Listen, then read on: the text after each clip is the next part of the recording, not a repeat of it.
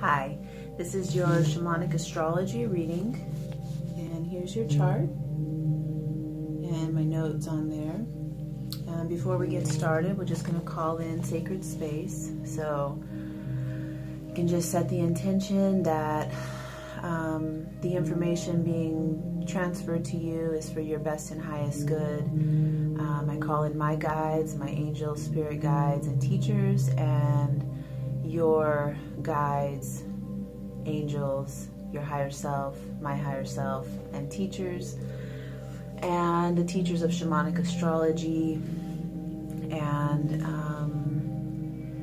any other helpful energies that will help this information be most useful and activate within you your highest potential, and in a way that's fun and supportive of you and everything you do in your life. So with this, we'll start with the moon position and the south node.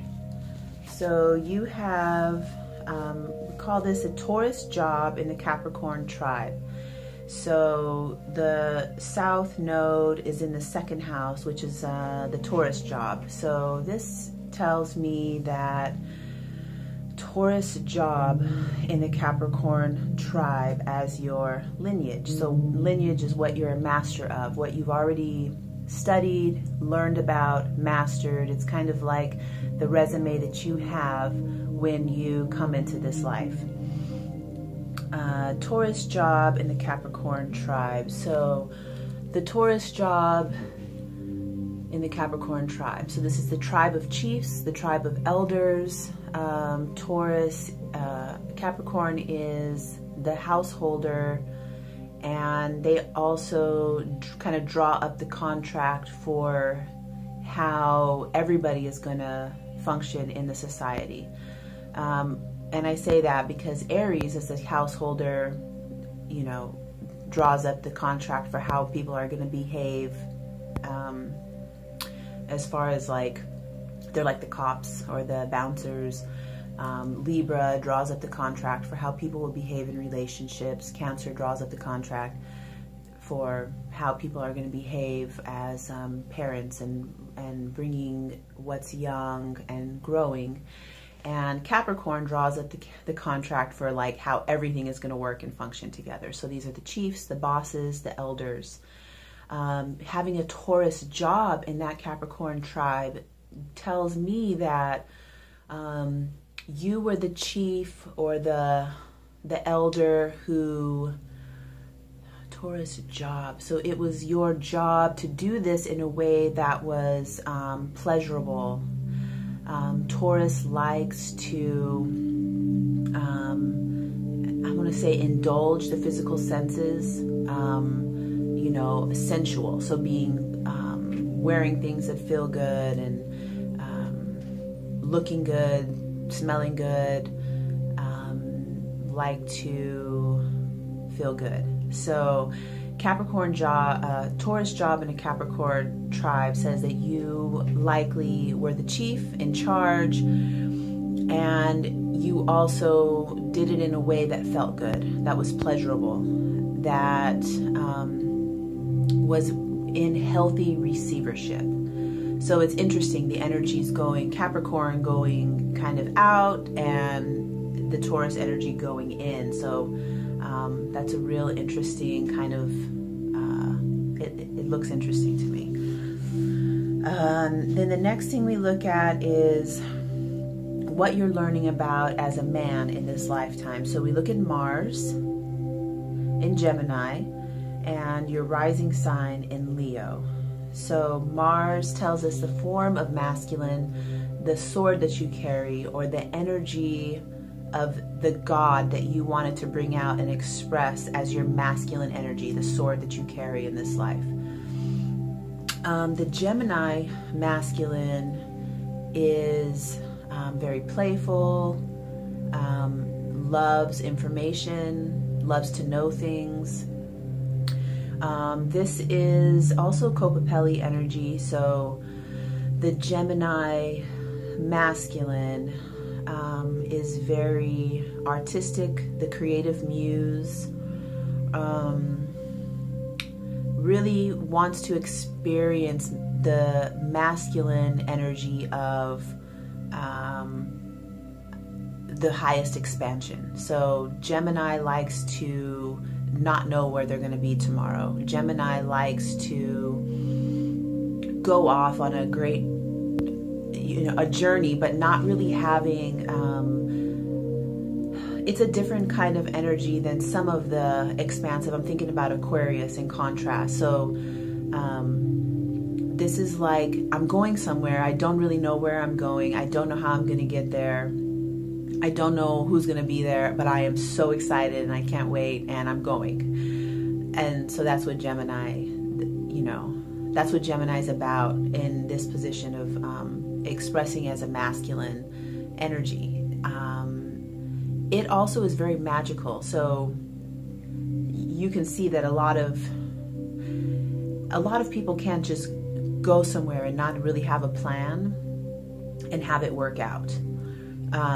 But because Gemini is the magician, they are able to go without a plan and it does work out. So they're able to do things that just don't make sense to other people, and it's like, it's fine. It's something that Gemini is capable of doing, and it's beautiful. So for the masculine, your masculine side, so we'll say masculine side and feminine side, but there is no masculine and feminine side. It's like we are all one whole being, and we talk about it in this way because like these are the masculine traits and these are the feminine traits, but really it's just a whole. The way the yin and the yang each contain, a bit of each other in it.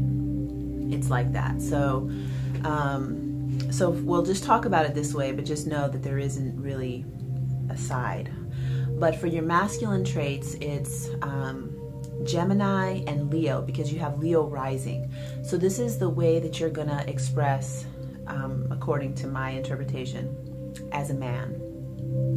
So Leo being center stage, self-reliant, self-radiant. This is the most self-loving, charismatic form of the masculine. And I like to put the two together. So the what's in your Mars and what's rising, to see a good big picture of what it is that you're moving into in this lifetime. So with the rising, there's some common mistakes. This is where we do make a lot of mistakes, because the rising sign tells us what school that we signed up for, whereas the moon tells what school we just finished. Rising is what we just signed up for, so where we make the most mistakes.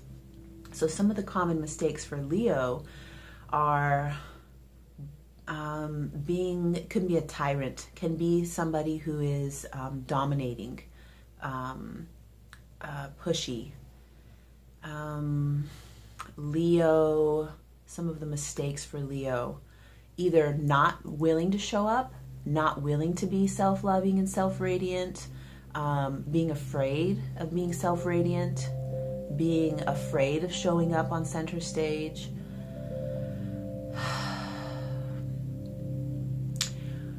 or pushing other people off the stage, and pushing people out of their self-love. So not being able to see somebody else being self-loving. So what we do is look at the traits that Leo is coming to learn. Self-love, radiance, being on the center stage, being charismatic.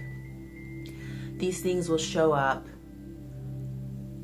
in either way. It can be like you get mad when you see somebody else being these things and you want them off. You don't want them to do that. Or you just won't do it yourself.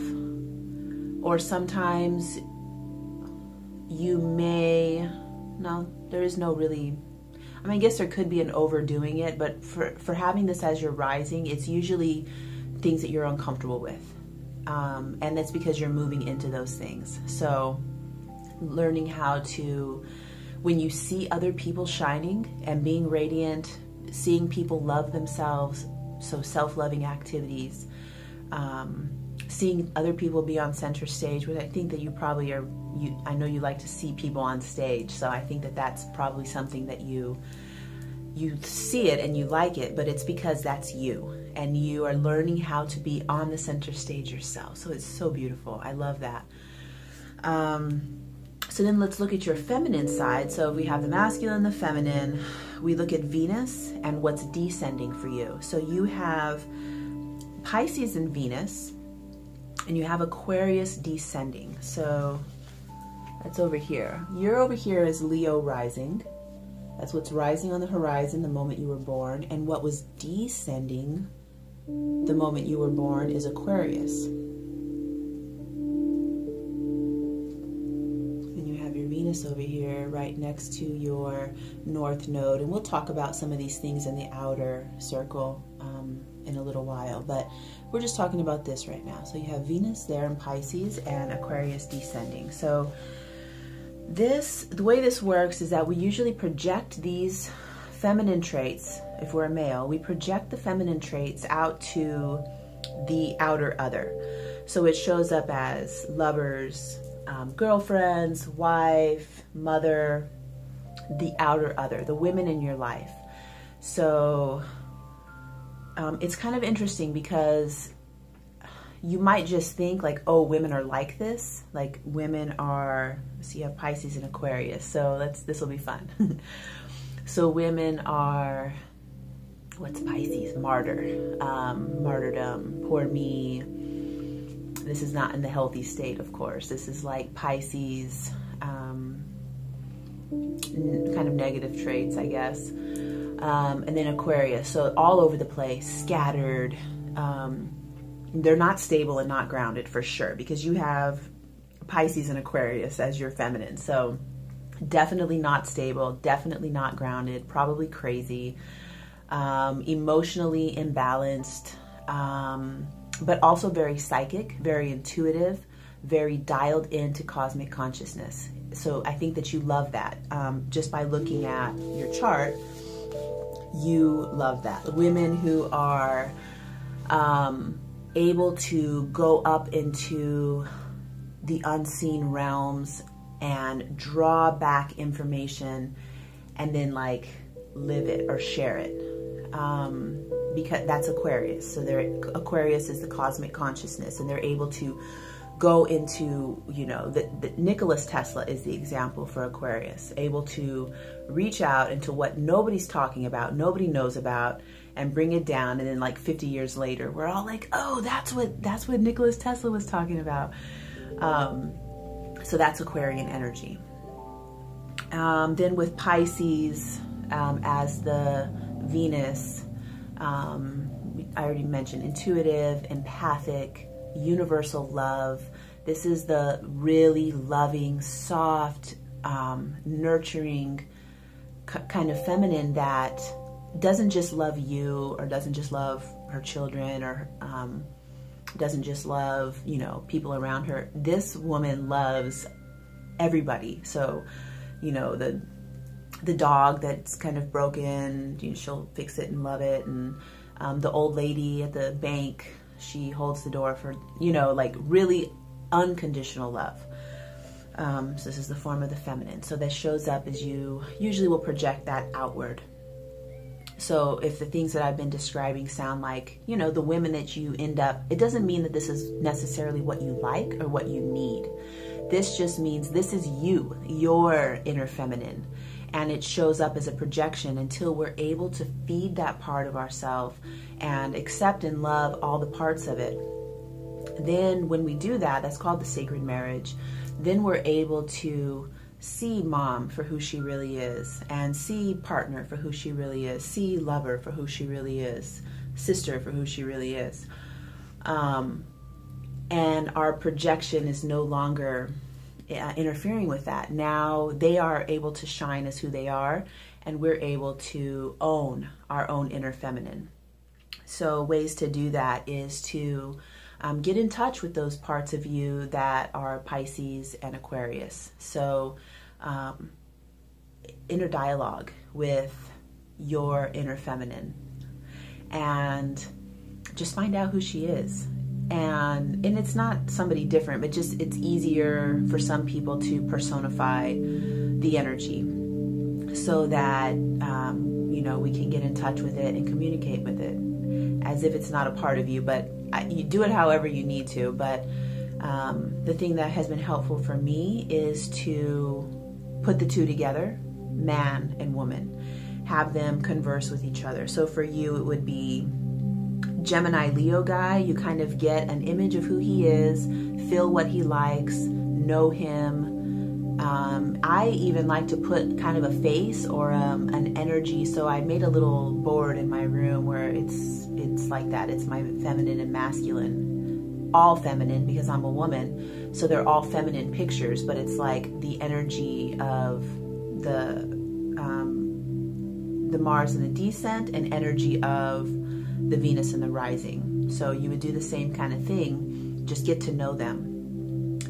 And then start to feed whichever one is hungry, because one of them is usually overfed and overnourished and the other one isn't at all. So that's the one that we project outward. You understand? I hope so.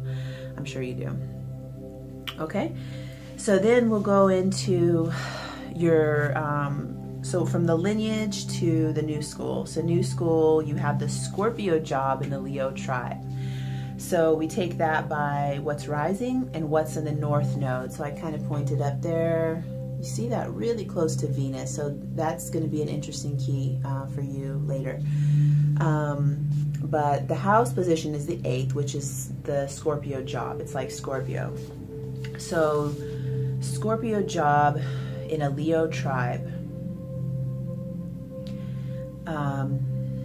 Yeah, this is what you're learning about. This is where the most mistakes are made. In the school you sign up for, you usually get some Fs, get some Ds, get A occasionally, but it's like what you're learning about.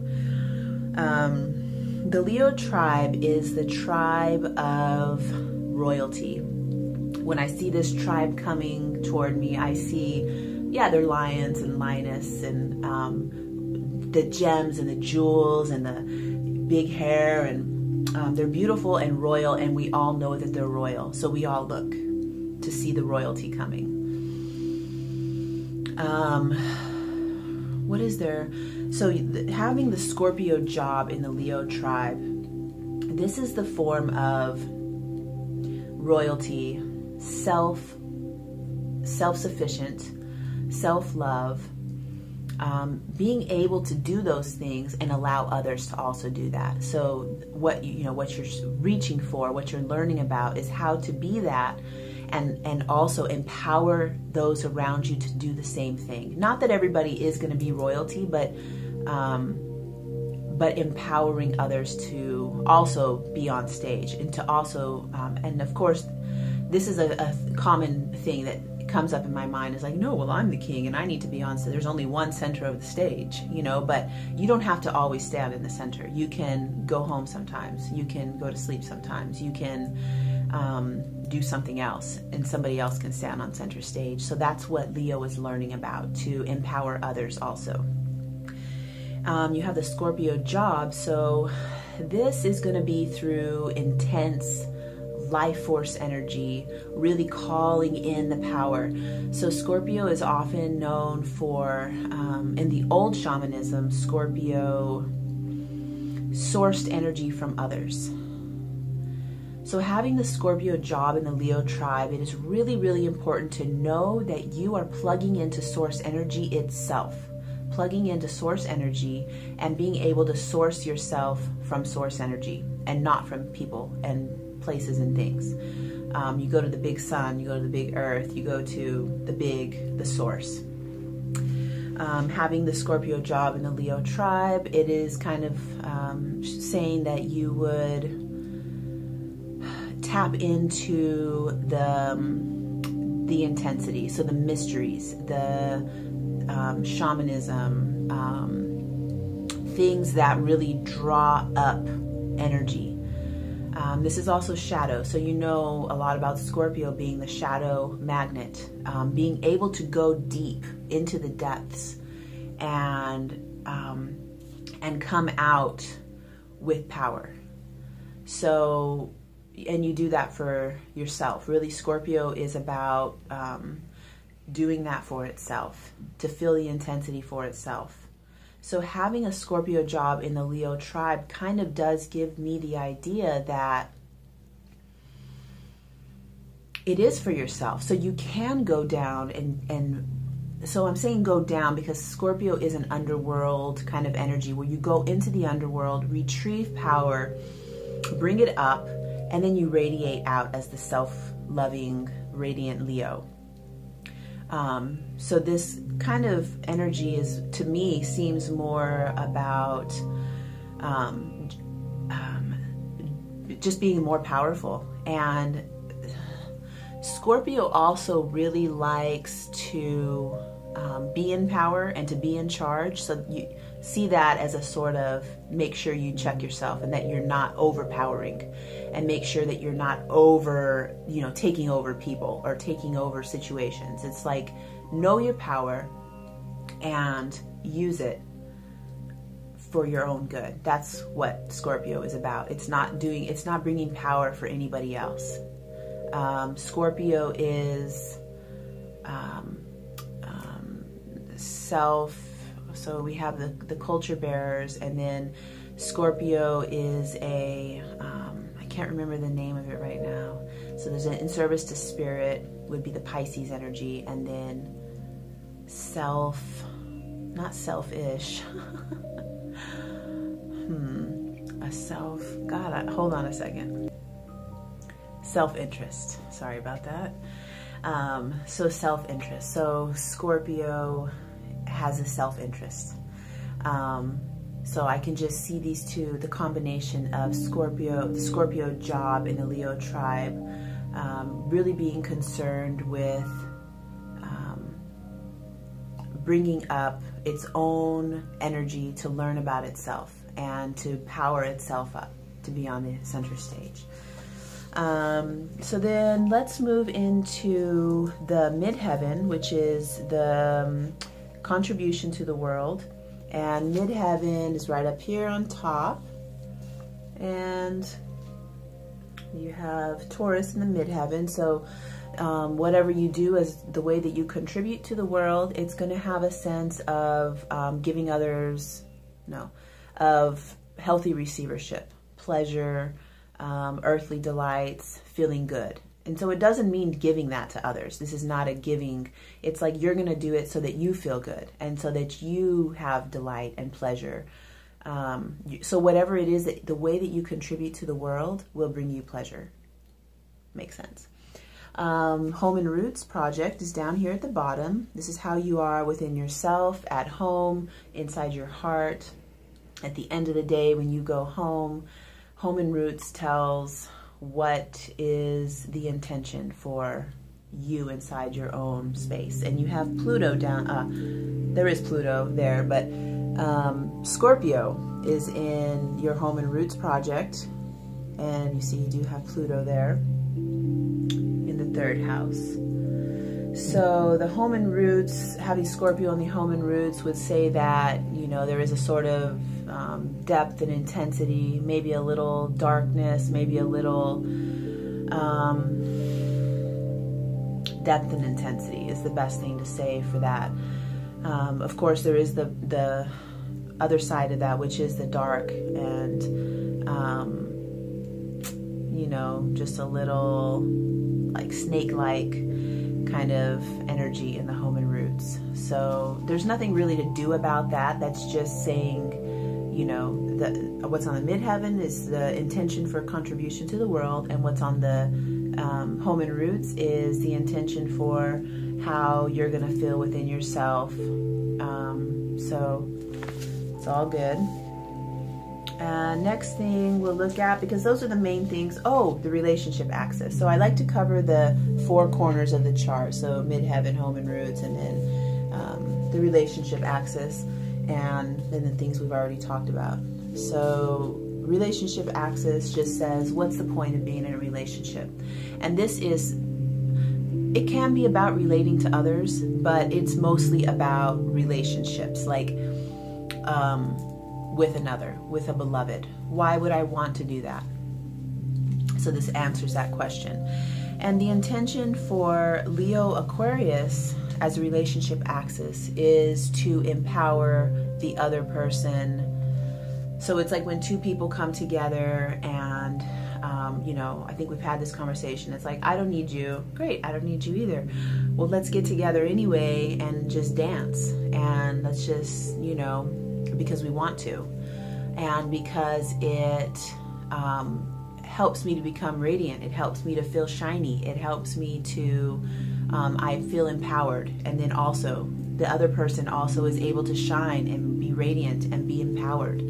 So the whole point of having a relationship is to empower each other and for both of you to be able to grow and advance and I don't want to say expand, but there is a sort of expansion because of Aquarius and shininess because of Leo. So both of you being able to radiate, shine, and expand.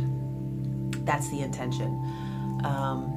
Yeah, whole point. Why would I want to be in a relationship? So that I can be empowered, and then so my partner can also be empowered. And the other thing I'd like to say about this relationship axis is that this is what our planet is moving to. So we were on the Aries Libra relationship axis, which is like the Leave It to Beavers, where the husband goes to work and the wife stays at home and cooks, and she's pretty all the time, and he's working and bringing money, and we're not doing that anymore, but that's what we were doing. And so that's why, you know, there's kind of like this crazy shift, because Leo Aquarius is the most radical of the paths for relationship, and we're changing over into that. So okay, next thing I really want to talk about is this. You have Pluto in opposition to the sun. So the sun is what shines on everything in the chart. Having Pluto looking right at that, you can just see if you're holding a mirror up, it's reflecting out to everything. So anytime we have something in opposition to the sun, it really is, you have your sun at 0 degrees Taurus, which is, it's interesting because it's at 0 degrees. So this would, I would almost say you have a Pluto sun. Yeah, so we'll just look at that, how that touches everything. It really goes over everything. So the Pluto, it would be really good for you to get to know about the Pluto mysteries and the Scorpio mysteries, and see how that shows up for you. So what this kind of tells me is that, okay, so the outer planets tell the strategy. The planets we already talked about tell what is your intention. So Mars, Venus, Moon, the rising, all of these tell what is your intention. Why did you come here? The strategy is what these other planets tell us. So Pluto, Uranus, Neptune, Saturn, this is the strategy. So how are we going to get these intentions met? How are we going to create alchemy between the Capricorn moon and Gemini as your Mars? How are we going to create alchemy between the Capricorn moon and your learning about Leo? These outer planets answered that question. So Pluto down here, being that you do have a Scorpio job in the Leo tribe, I see this as the strategy of helping you to really understand the underworld. So this is like a contract that you make with the universe before coming in, that you will work with this energy, so carry this medicine, so that you make a contract that you're going to carry the Scorpio medicine. And although this is a self-interest kind of energy, when you have it in this kind of setup, it kind of gives the idea to me that it is a way to help others, because you're going to be having an underworld experience most of the time, living in the underworld, meaning that a lot of times when you think everything's going great, the rug gets pulled out from underneath you and you're at your lowest low again. So you got up a little bit and then you're down again in the depths, and then you come up again and then you're down again. And so you really know what it's like to be up here in the third world. And I mean, there's not a whole lot that would tell me that you really know about being in the celestial, but I don't know. I haven't really read all the other parts of the outer planets. But I know that you know the underworld for sure. Like, you know what it's like to be in the underworld. So what do you do when you get into that? And I just had a memory of you saying, yeah, I talk to my mom. She helps me out every time I have a trauma, or she helps me anytime I'm in I don't remember the words you used, but so what are you going to do when you're in the underworld? So eventually there's nobody to call. There's nobody to save you. There's nobody to take you out of it. We eventually need to learn how to travel between worlds and to be healthy in each. So when we're in the third world, we do third world things. We follow the rules of Saturn, and we're doing that. When we go up into the upper world, where there's not very much rules in the upper world, it's all just celestial and, you know,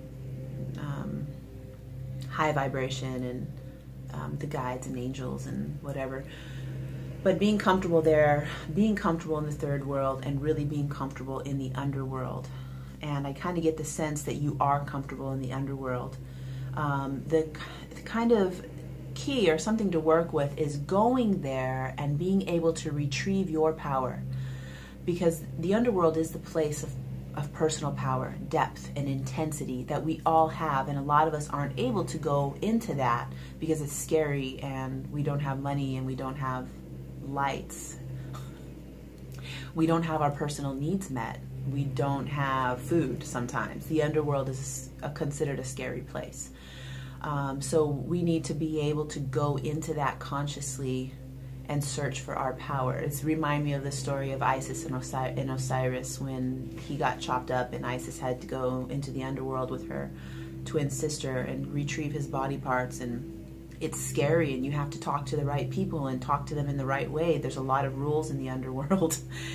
And so getting used to navigating that world and being able to collect your parts, you know, collect your arms and your legs and your mind and your heart and your spirit, and put it back all together and come back up as a whole that you retrieved and put yourself back together. Very powerful, very powerful. And once you're used to doing that, because you're going to have to get used to it, because you're going to be doing it for sure. Once you get used to doing that, this medicine that you carry is so strong.